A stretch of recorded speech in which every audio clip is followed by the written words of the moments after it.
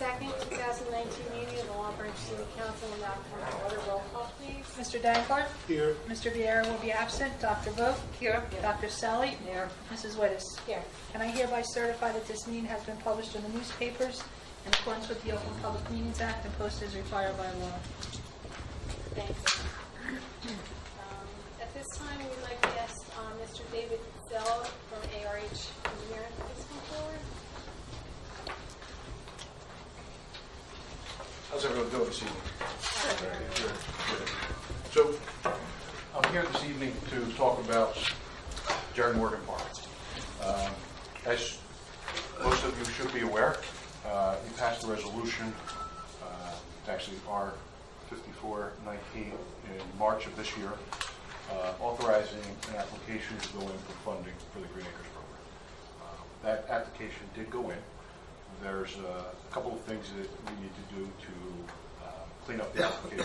One of the requirements is a public hearing. We did have a public hearing, but it was not done with this board, and that's one of the requirements of the Green Acres program. So we're here tonight to talk about what improvements were included in the application. It included synthetic turf soccer field that would replace a portion of the existing softball. And it included removal of the handball courts and construction of, on this plan I have 2 basketball courts. If we can fit in design a third, we will.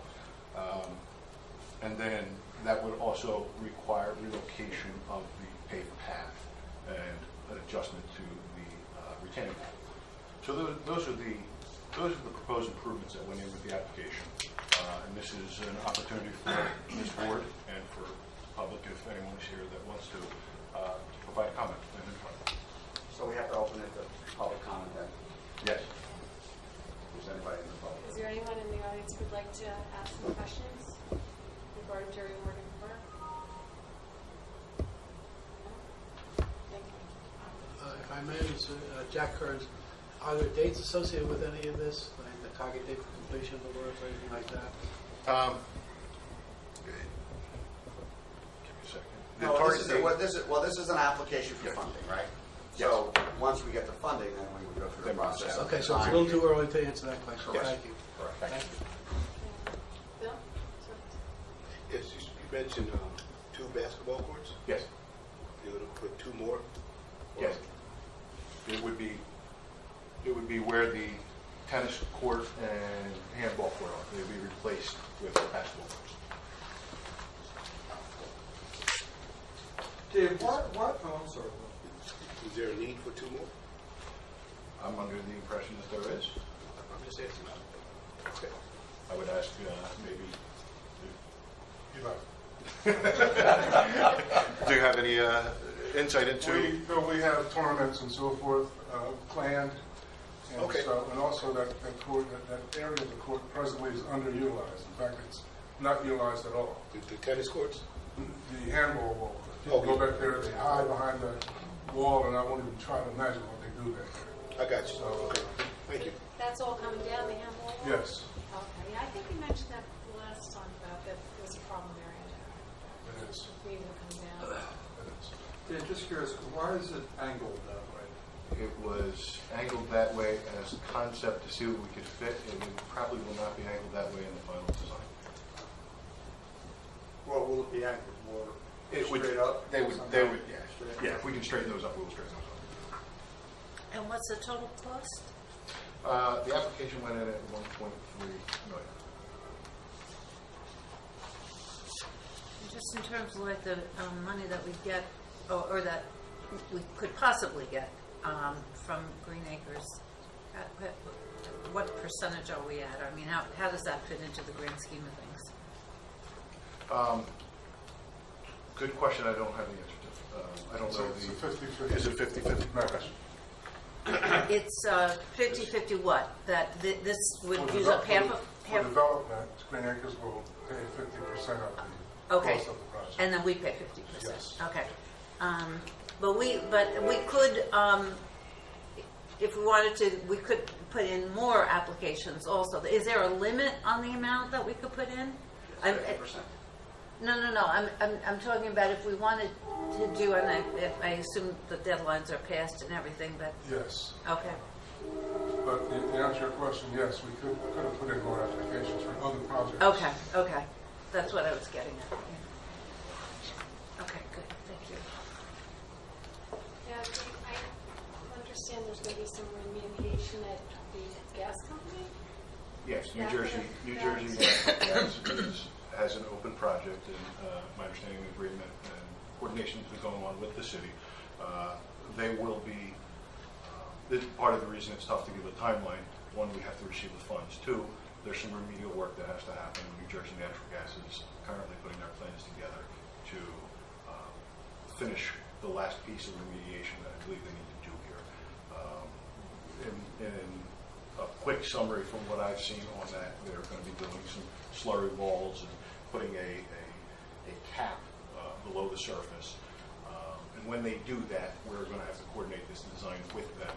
For example, if you wanted to put lights up, we can't go through that cap. So we'd have to build, most of the stuff we'd have to do is we have to build up and not go through their layer. And so there are some of the challenges that will happen in design. At this point, we're at concept and we're doing our work, planning to do our work after they have done theirs. So right after. Yes. Is there any picnic areas in the park wall, or like barbecue pits, or places that families can go and have like a little outing? There's a gazebo There's a in gazebo. the center part of the park. But there's no like picnic area or anything No like barbecue that? pits of any kind, no. Is there, do you think that people would utilize it if we had something like that? The only area would probably be the area of the gazebo. Uh-huh. Otherwise, there are fields, basketball courts, and then the other space we're proposing to put another basketball court. And then at the further part, the Marvin Chapter side, that's Right. Memorial Park. So there's really very little space for that. Okay, thank you, Mr. Jones. Thank you. Any other questions? I just want, since you're here, Dave, maybe, Bill, maybe you know, Jerry, I called you the other day about Jerry Morgan Park. So the intent is at one point in 2020, if I'm not mistaken, to close that? Is that part of this remediation you're Part talking of the remediation, yes. So are they going to dig that whole concrete area up? They're going to demolish some of the site in order to do their work, yes. And then they will pay for redoing it? They're going to have to restore something, and there's got to be a discussion and agreement as to what they need the city. So there's a little bit of a gray area there, and are they putting back what's there, or are they putting back something along the lines of what we're proposing? No, I I mean, they're Well- not going to change that monument. No, not the monument. I'm sorry? Not the monument. We're not in the monument area. Oh, yeah, well, no, that's what I'm asking. Oh, I'm sorry. No, we're not in that monument area. We're outside of that area. Oh, you're outside of that with all the remediation testing? That is my understanding. Yes. Okay, but they are closing that off? It will be closed off in 2020 or whatever years. We won't be able to have the service, for example. Yeah, so why are they closing off if they're not, if it's not? It's going to be fenced. It's going to be like fenced. They're going to have a fence up, and I did ask that at the last meeting if they could move that fence back for the ceremony, and it didn't seem to be something that was understood, or I kind of had that same question you have. It seems to me if you wanted to have the ceremony, you could move the fence back and be able to walk into that portion of the site. But it's the plan they drew up had it closed at the street. Well, we did, after speaking to the gas company as a chair, to move the ceremony just for that year up closer to where the basketball courts are now, and they would purchase some type of plaque to put up, in that area to still honor Jerry Morgan, and it's open back up, obviously, right now. So there is a spot that's closer to the monument that we could go to, but then with people who are handicapped that want to come, it's a long walk from Liberty Street all the way down, so everybody told me we have to come here. But what I'm saying, Bill, if it's outside the monument area, why is it being closed to the wall? In other words, The testing is... They're trying to restrict people from coming into the park, into the area. In that area at all. Oh, So- I see, or whatever, Oz is. That's the why. They're just trying to stop people from entertaining going in. But they are gonna put everything back the way it was? Yes, as far as the monument. No, I mean everything, like the Yeah, grass, yeah. whatever was there. So that's something that, Years ago, before the monument area was built, we used to have the service in the parking lot on the west side of that park. So there's plenty of space. You can actually, there was a small monument there as you went to the park from Liberty Street. That's where the ceremony used to take place. Then we built it on the Liberty Street side, the Long Branch Avenue side, and it takes place there now. But you can easily have the memorial service on the western side again. There's plenty of space for parking in lieu of going on the Long Branch Avenue side. Okay. But I think both the mayor and the council president referred to the fact that are these upgrades going to be disturbed and possibly not replaced to the same level. No, what's going to happen is going to happen before the upgrades. Well, but the you seemed remedial- uncertain about. No, the remedial work will happen before we do the upgrades. The question that I would ask, and perhaps this is something the administrator or the solicitor can work on with me, is what the agreement says for New Jersey Natural Gas to restore the site. So now you've just heard that it's a 50-50 with Green Acres. Well, that 50% may be able to come from whatever the restoration would have been on the New Jersey Natural Gas site. I don't know what It's a matter of negotiation. Yeah. Okay, which means that it's kind of open, matter of negotiation. That Well, Yeah. I would assume that if they're going to disturb, they are going to have to pay for the restoration. So it's not unusual for there to be a remediation and done at the same time that you do an upgrade. It's just a question of what they typically, my experience has been, is that if they have $1 million cost to restore, and you said, oh, look, we don't want you to restore, we want you to just give us $1 million. They're happy to do that because, frankly, it caps their responsibility. So, and I'm not saying that that's how this will end up, but that's typically the way those negotiations go, right? George, is that your experience? Yeah. So once they finish their remediation, then would we be able to approach them about using that area as the parking lot? Could it be blacktopped and used? Yeah, although I think we're talking about different areas. No, but I'm talking about now New Jersey Natural So Gas. certainly, and we can get into this discussion George can have with them, is, one of the ways to remediate is to cap it, is to put asphalt on top of Yeah, it. it is a mechanism that you can use. Yeah. So, So that might be, the answer is that might be part of it. Okay. So then if we do that, maybe we can think about putting some picnic areas in the park too. Because it would be a great way to make that park, become very active for families.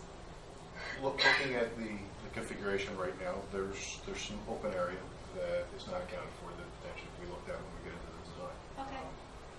So will that come back to this table then again when we start talking about the design possibilities for it, or how will that part happen? Step one, we need to get the grant. Step two, yes, it can work actually however you would like. I can sit down and we can talk about what it is you want to do.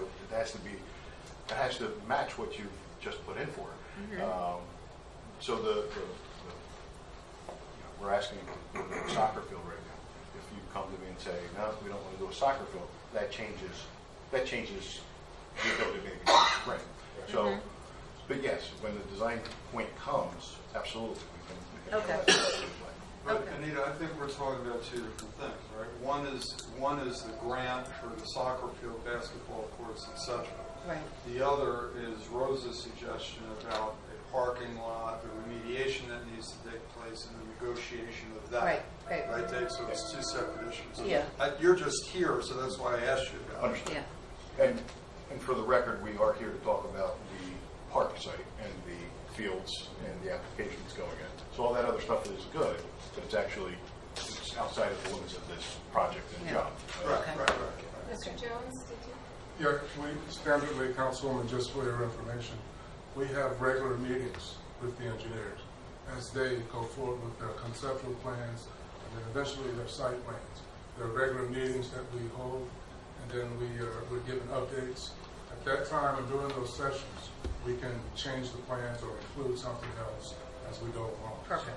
Great. And even during construction, we have regular meetings as we proceed. Yeah, good, thank you. Thank you. Anything else? Thank you. Thank you.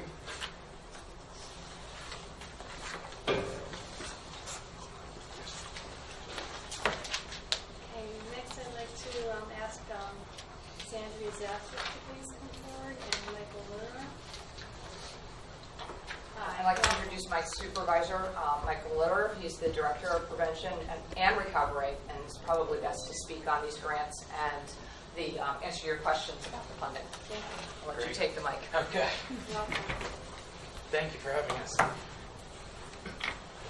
So I guess should I give an overview of the grants? I guess that's the best way to start. So first, we are part of RWJ Barnabas Health. So we're the Institute for Prevention and Recovery, and our work focuses on the prevention and recovery of substance use disorder. We have received multiple grants. One of them in particular is from the state of New Jersey to do the Communities That Care program. It's been a great opportunity to partner specifically with the city of Long Branch to look at risk and protective factors for the youth of Long Branch to see what we can do to not only prevent substance use disorder, but other things such as delinquency, teen pregnancy, many different risky behaviors amongst youth. This has given us the opportunity to partner in many different ways. So I think to talk specifically about that and then also the recovery side. So in that process of getting the Communities That Care grant, we were fortunate enough to get connected with the HEARS Coalition that has been started by the mayor and councilwoman and many others to focus on the recovery side of substance use disorder within the community. So we're very excited to have Communities That Care, which is going to focus much on the prevention of substance use disorder. And then for those who are afflicted with the disease of addiction and need the support for recovery, we also can help support on that side. So what we have recently done is submitted a few grant applications, two of them specifically to the County of Monmouth. One is to provide recovery supports, so activities that help an individual who have gone through treatment, who have entered into recovery from substance use disorder, help support them through that process. We know recovery is very much a peer-driven model, that someone who has experienced substance use disorder and has recovered themselves is in one of the best positions to help support someone maintain and extend that recovery into long term. So we've applied to the County of Monmouth for, it's a relatively small grant to do recovery supports. But when we looked at that, we looked to see what other opportunities were there for us to be able to braid funding, to really do as much of a, to take as much of a comprehensive approach as we could. So in addition, we applied to the County of Monmouth for case management grant. That's a slightly larger grant. If awarded, we will be able to hire 2 case managers. The way we look at recovery is not just abstinence, it's looking at the whole person. We know that someone in recovery not only needs to be abstinent from substance, but also need housing, transportation, build a relationship with their families. All that whole person is really where you find the most successful long-term recovery. So a case manager will meet with an individual one-on-one, figure out what they need. Maybe housing is their issue, maybe employment, maybe they have family dynamic issues, whatever it is.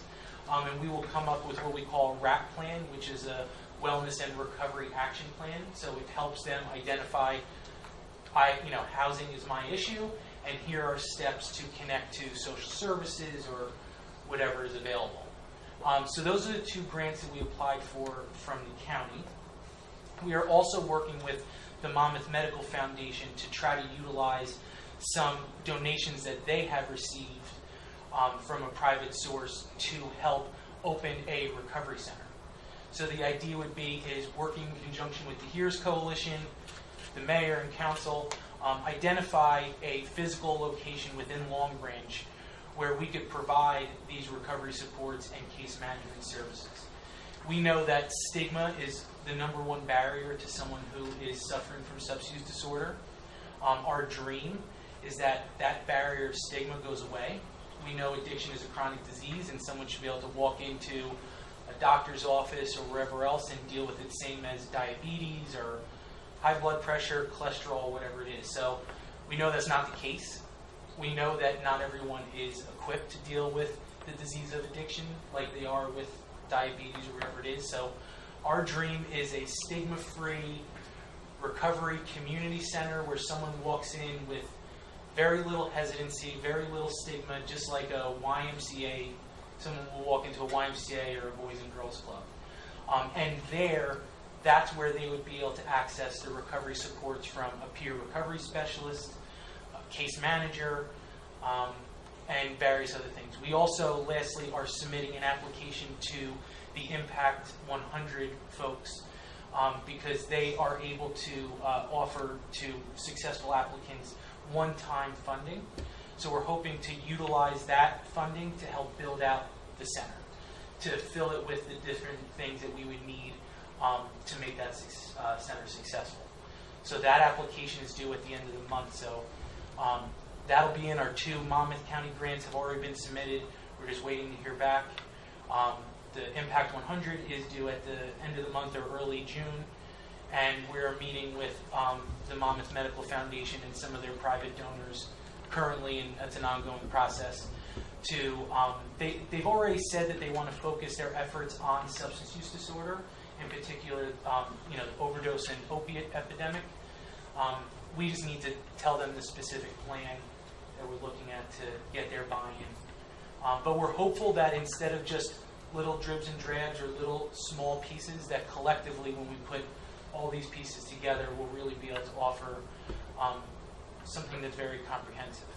We currently have state grants to serve our hospitals, so we serve all of our emergency departments throughout the RWJ Barnabas system, as well as many of the Hackensack Meridian hospitals, Centra State, Trinitas, with the opioid overdose recovery program. So anyone with substance use disorder that comes into our EDs or inpatient floors, we connect them with a recovery specialist and a patient navigator to help them enter into recovery. So we help start their journey into recovery. Our hope is that now with a recovery center that we'll be able to help them continue that journey. We also will, strongly partner with many different community agencies. Preferred, for example, has a grant specific for Monmouth County. It's called a STAR grant, which is Support Teams for Addiction Recovery. So they'll be able to partner up with us and collaborate and offer some services, and really anyone else, because we can't do it alone. There's a tremendous need. So it's not only us braiding funding that we'll apply for, but also collaborating with the community. I hope. I have a couple of questions. Yeah. Will it be beds there or just a walk-in type of? Wouldn't be beds, so it wouldn't be residential in any way. The idea is, the best way to say it is it's a community center, almost like a YMCA, specific for those with substance use disorder. We have a recovery specialist of ours that entered into recovery about 12 years ago, and he tells the story that when he got out of treatment, he was told to go see this Father Jim. And he shows up, and it's just an empty hall with a pool table and a circle of chairs. And the guy told him, if you come back every day, you will be in recovery. If you don't come back, you're going to struggle. And at first he didn't understand, but he realized that coming back every day, he found that fellowship, that peer recovery supports, and just the pool table was a draw enough to play pool, which then led him to the circle of chairs, which was his path was an AA meeting. And he attended an AA meeting, again, finding that peer recovery supports with other individuals who have, lived it, been there, done that. And now he's actually 14 years in recovery. What about job placement, job training? Where does that fall in? So, again, that's another opportunity, and really it will require us to partner with other agencies. we don't want to reinvent the wheel. There's many agencies throughout the county, even within the city, that do job readiness training, job placement. So our goal would be to bring all those services in and partner with whoever's offering it. Now, we may, through our case managers, recovery support, we may be able to do simple things like resume building or soft skills training. Some, things that don't really require extensive funding, we can do that. But if it's maybe a job fair, technical training, access to vocational skills, we would partner with any of the agencies. That's part of the specialty that currently our patient navigators do, but also the case managers. Half their job is to work with the individuals. The other half is they become an absolute expert of what services are available and how to access them. They know the tricks to get in, when a program is available. So that'll be part of that building process.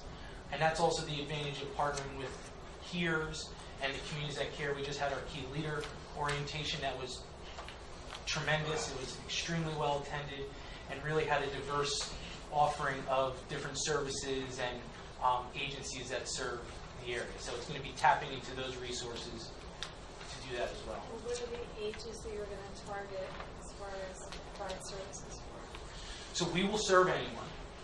Our prevention services will almost always focus on youth. The idea is that it's the onset of first use with substance use. If you can delay a child from using any substances till age 21, their likelihood of having substance disorder drops off tremendously. So our prevention efforts will always be with the youth. But on the recovery side, it's really going to be any age. There's definitely a younger population more recently with substance use disorder, so the 18 to 24-year-olds. But we will serve anyone. And the services would be free to anyone that comes to the Yes. And that's our hope. recovery center? So our hope is that by grading the funding, by tapping into existing resources, there wouldn't be a cost. That's always the hope, and that's the plan. That also helps with sustainability. So that funding. Do you have a place where you would house this? Excuse me? Do you have a location where you would house this? That's where we're going to need some help from the HERES and the mayor and council to help us identify space. We don't currently have one, but our goal is somewhere within the city of Long Branch, maybe in a high visible walking area. But once we secure the Monmouth Medical Foundation funding, which is what we hope to pay the lease and the rent, once we have that secured and we know what our budget is, then that's when we'll start the process of identifying a space.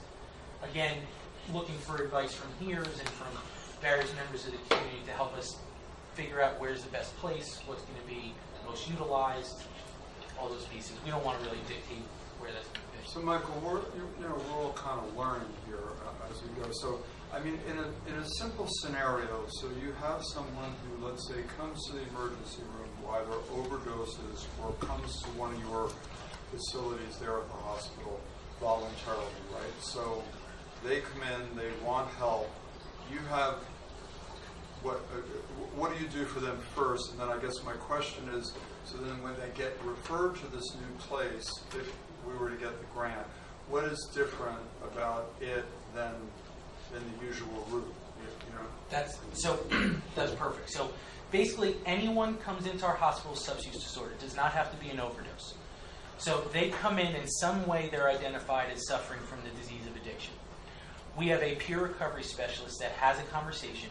As we say, we open the window to recovery. Someone with substance use disorder, their window to recovery opens and closes 100 times a day. Our recovery specialist gets them to the point to say, yeah, you know what, I think I have a problem and I want to do something about it. Once that happens, we have a patient navigator who is a clinical person who does a screening or assessment on that individual to figure out what they need. There's no one-size-fit-all to recovery. Everyone has a different pathway. Maybe it's a faith-based fellowship. Maybe it's AA, NA. Maybe it's medication-assisted treatment. Maybe it's they need to go to detox. Maybe they could do an outpatient. Whatever that is, we clinically screen them to figure out what's best. From the hospital, we do, some people call it a warm handoff. We like to say it's a hot handoff because we literally take the person from the emergency room or the inpatient floor directly to a substance use treatment provider, whoever provides the level of care that's most appropriate for that individual. Maybe it's New Hope, maybe it's Preferred, maybe it's somewhere out of the county. We never send anyone out of state, so it's always in state. And there's a lot of variables, not only clinically, but what they're most appropriate. Do they have insurance? All those pieces. Once they go to that program and engage with that program, maybe complete that program, let's say it's residential, once they've entered into recovery and completed or have started and engaged in their treatment journey, then they will be referred to the recovery center. So this will be an individual who is actively participating in their recovery, either be through a treatment provider or whatever is most appropriate.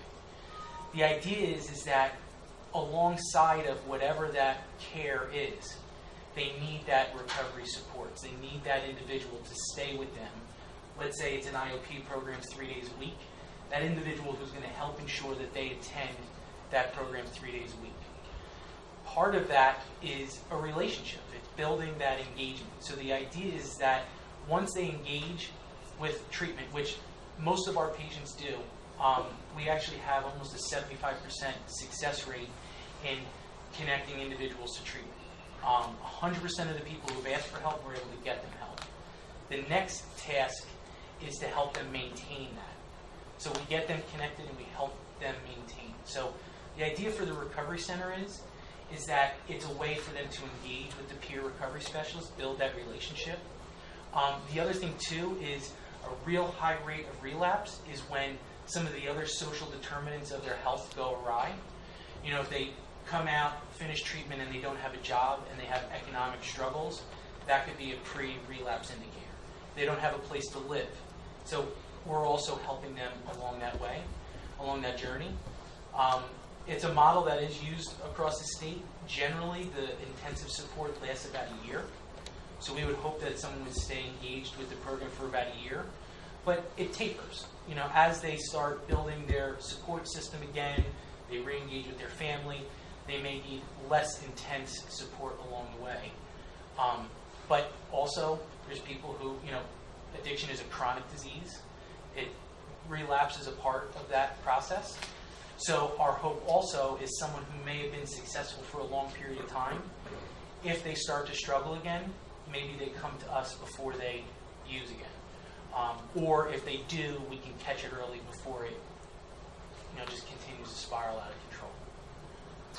Is the larger grant or any of the grants either dependent on each other, or, for example, the larger grant where you need a space, do you need to identify and have the funding, like you said, from the foundation for the space in order to get the grant, or, you know what I mean? Is anything connected, or? So we're writing each application individually because as a funder, it's not good to submit an application like, if I don't get this, I can't do this. So in our applications, we wrote them independently. So yes, we can provide each service individually based on the applications that we wrote. Definitely not ideal. Definitely not as comprehensive as all the funding together. But yes, we can. If we just got the case management grant, for example, we could provide just that resource. We have our, again, because that's a county-based grant, so we have our office in Eatontown, right on Route 35. So we could provide the case management out of that office. There's multiple scenarios, but yes, we could do it individually, but our goal would be for all that. The one caveat to all of this is that we've been fortunate enough to be part of a process with the state, with Medicaid and the Department of Mental Health and Addiction Services. Recovery supports will be a reimbursable service through Medicaid starting July 1st. So if we don't get the grant, we will have the opportunity to utilize someone's Medicaid benefits to help fund some of the service that we'll do. They're also looking towards October to also reimburse for the case management. So, the county grant might just be something that gets the flywheel starting and kicks something off, that it could be, again, like an outpatient service for any physical therapy, diabetes management, whatever it is. So are you here because you need the support or endorsement of the city or something, or this is just informational, or what? It really is informational in terms of, if all this does happen and we're looking for a recovery center, when all is said and done, we wanted everybody to be aware of what was going on. So it's informational right now.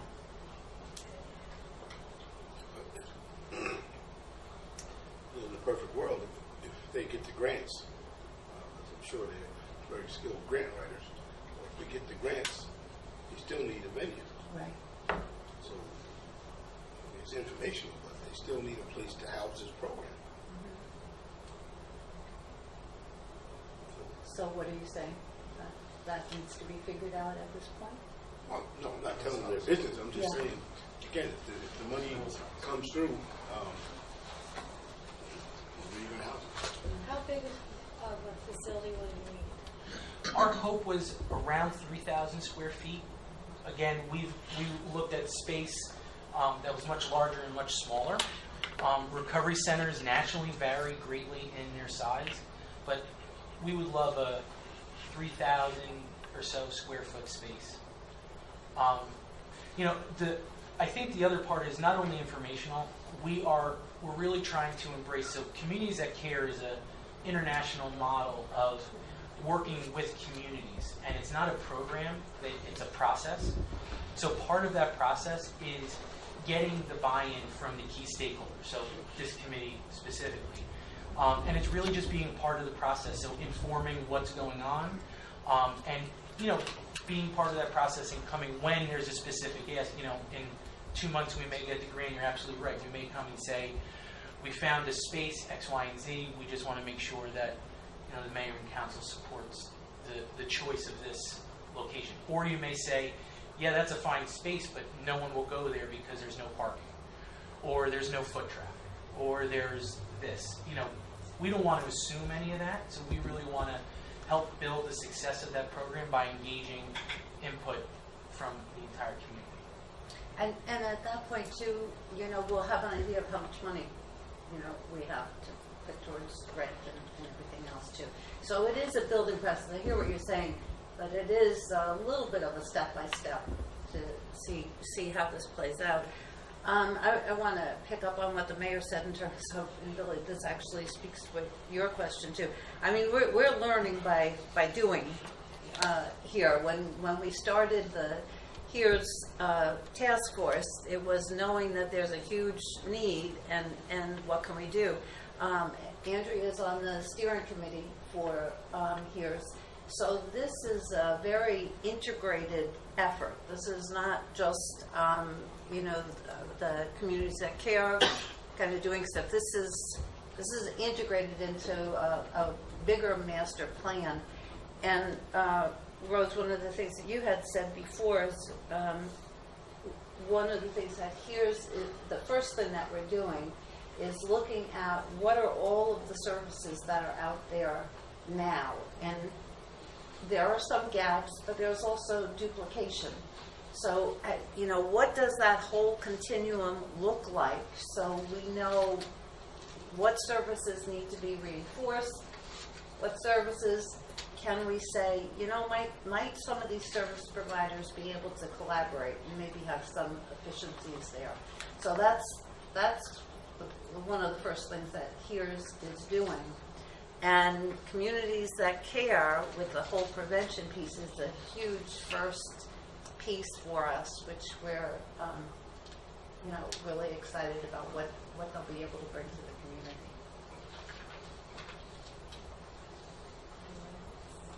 I work for an alcohol drug rehab center about 2010, 11, 12. And we also had a recovery center there. I saw a lot of miracles. So, I think it's a great concept. And, hopefully we can help, our citizens here in Long Branch. Yeah, thank you. It really is amazing when you see an individual. We just had one of the first individuals we saw actually at Monmouth Medical Center almost 2.5 years ago when we started the ORG program. We were at a statewide addiction conference, and he walked up to us. Similar, he's in the field now. He's, wife, kid, job, fully recovered, fully participating in the community, supporting others in their recovery. So it's, prevention is not always tangible. You don't always see what you prevent, so you hope. recovery often gets very tangible. You see some real miracles happening. So we're very excited. We're very committed. We're already the Communities That Care is almost $300,000 worth of funding. This would be almost another just under $400,000 in funding annually. So to be able to be a partner in the community and bring just under $1 million worth of funding to address substance use in Long Branch, we're really excited. And theirs is a 10-year grant, too, so this is going to be long-term. Yeah, we don't want to come in with a program, tell everyone what we want to do, and then be gone in 2 years. We want to be, part of the community for a long time. Thank you. Anyone else? Thank you so much. Thanks for having us. Thank you. For coming in. Jack, did you have a question? I just, this is a very, very important effort that we're talking about here to our whole society, especially to the young who get sucked into this stuff. And so treatment isn't a needle in the arm to get you over it like a flu or something. It's something that's as much psychological as anything else. And it's much dependent. And it doesn't cure overnight. And it doesn't stay cured forever unless you work on it. I know what's going on in the library. I'm very familiar with other activities in the area, including Anita's. And I'd like to have some time with you guys, maybe not tonight, some other time, to talk about what I know and maybe share that with you. A lot of what we're talking about here, I believe, is voluntary on the part of the person who has the disease. They got to agree that they have it, they got to be willing to do something about it, and they've got to have reason.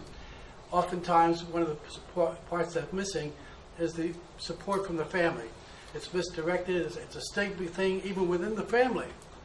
And, how long is it going to take Jack to get straightened out? I mean, God's sakes, we feed him every day, and, provide him with bed. So it's a very sensitive, very technical, and yet social thing. A lot of psychology, psychiatric help is needed. Not necessarily getting on the table and telling but things of people living together. AA, for example, people caring for each other enough to help each other.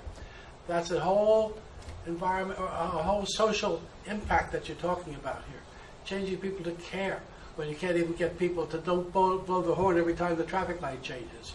The society has forgotten each other. It's a tough, tough battle. There's a lot of uphill, but I've seen it work. I have personally seen it work, and I would support what they're doing. Jack, let me jump in for a second because I made a mistake in forgetting our guidelines, which is that there's no public comment during the workshop. I saw your hand go up and I just automatically said you'd have a question. I shouldn't have done that.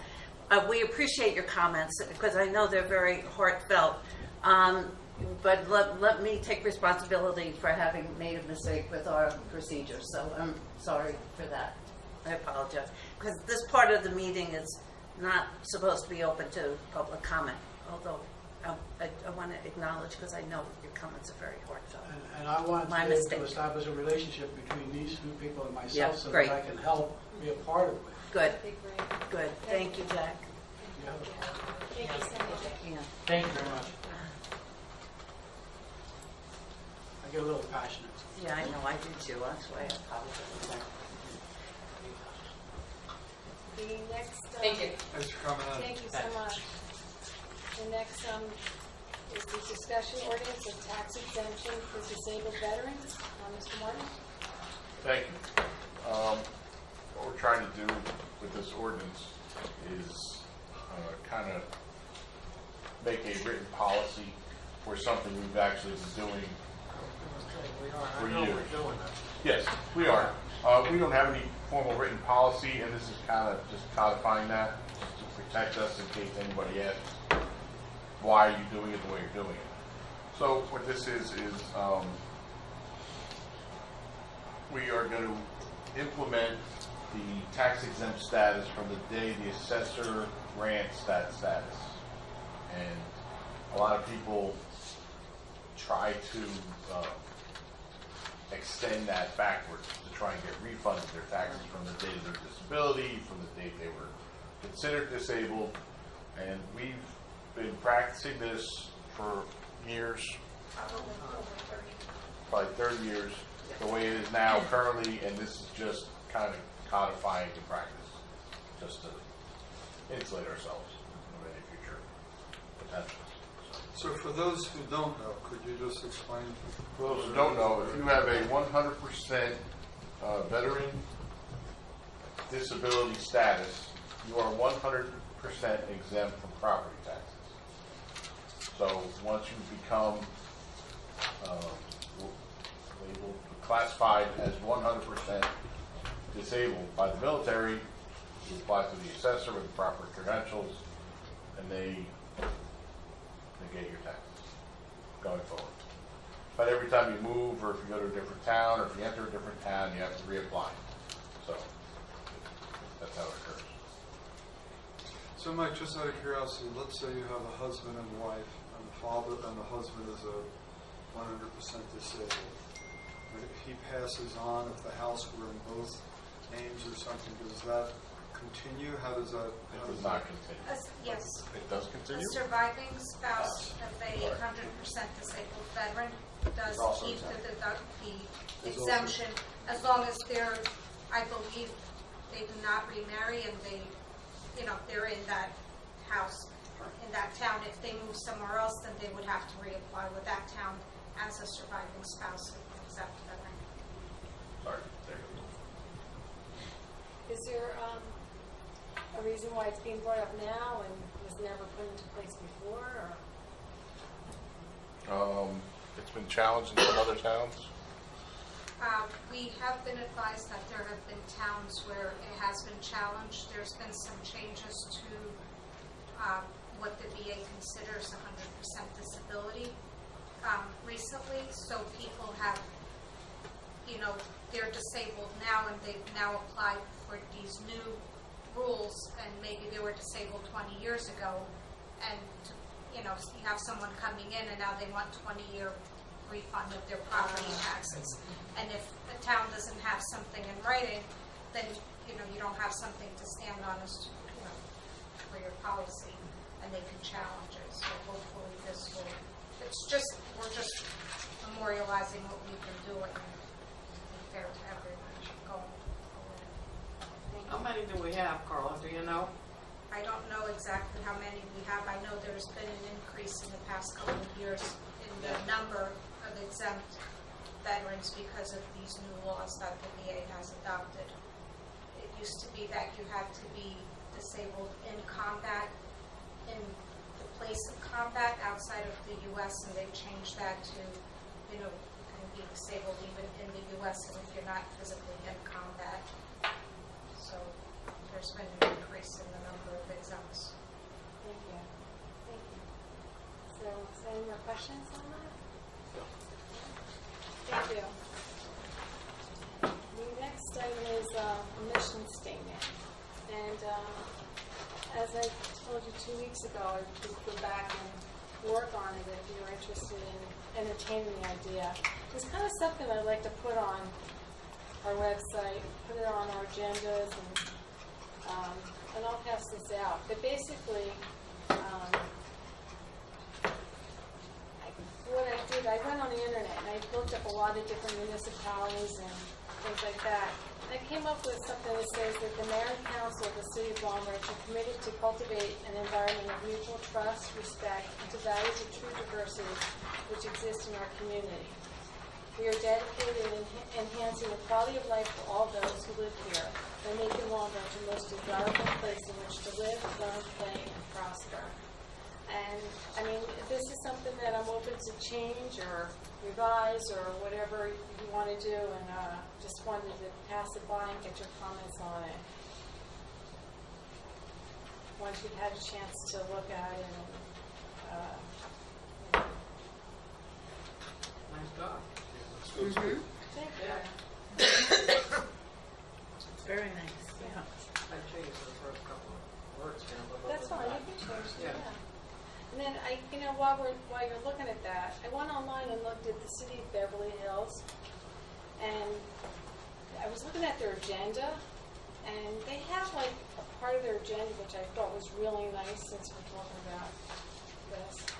It's communications from their commissions, and they have where they talk about things that were good deeds that were done during the month, and how you recognize either organizations that did a good deed, or and not necessarily bring them to the meeting, but just say, hey, look at Johnny helped this older woman who fell, and just kind of recognizing things that happen in our community that we know about from or whatever. But I just thought it was like a really, really nice idea, and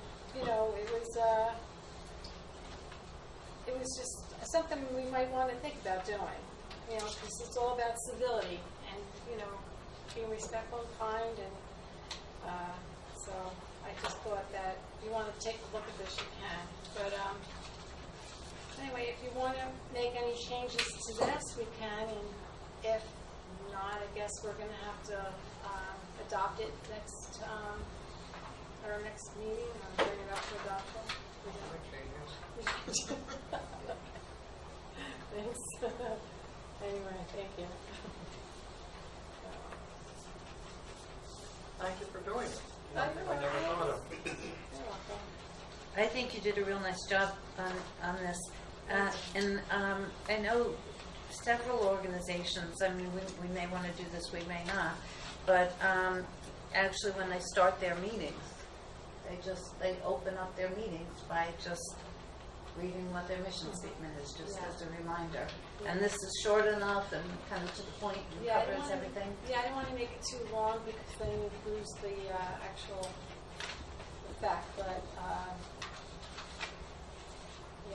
anyway, so like I said, we have until next meeting if you want to revise it or whatever. Just let me know, and then I'll send it off to Kathy.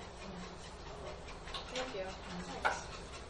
And that the idea too of what you're saying in terms of recognizing, I've worked at places where you get into like a regular, it could be a Monday morning kind of shout out kind of thing that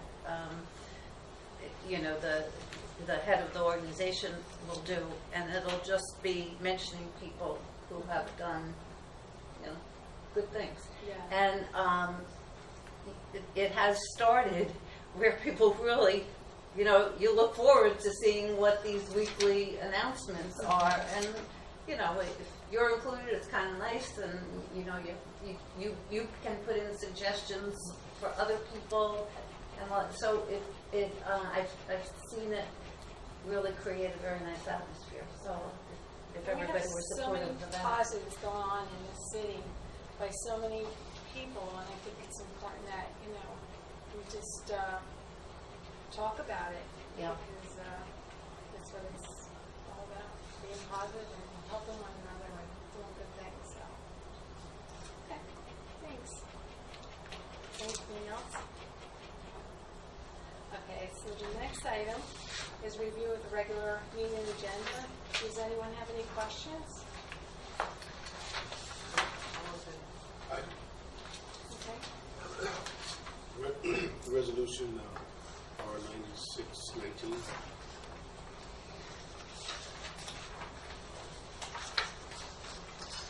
LGBTQ Pride Month. Can we vote on that separate, please?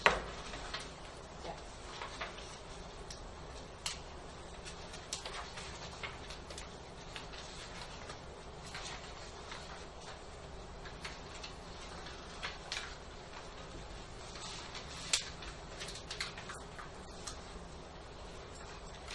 Is there anyone else? what was it? You would like to vote on Vote on that? separate. Oh, hold on. Oh, I'm sorry. I didn't hear you say that. I just had a comment on when we were first talking about the affordable housing ordinance. We had mentioned the idea of really doing some PR about that. That's a pretty significant thing that is being passed. And I just want to bring that up again, that if we want to revisit that, Mayor and I, you feel about that, but we thought that that was a pretty significant step. And I think it's an opportunity to have some very positive publicity about it. I wouldn't want to lose that moment.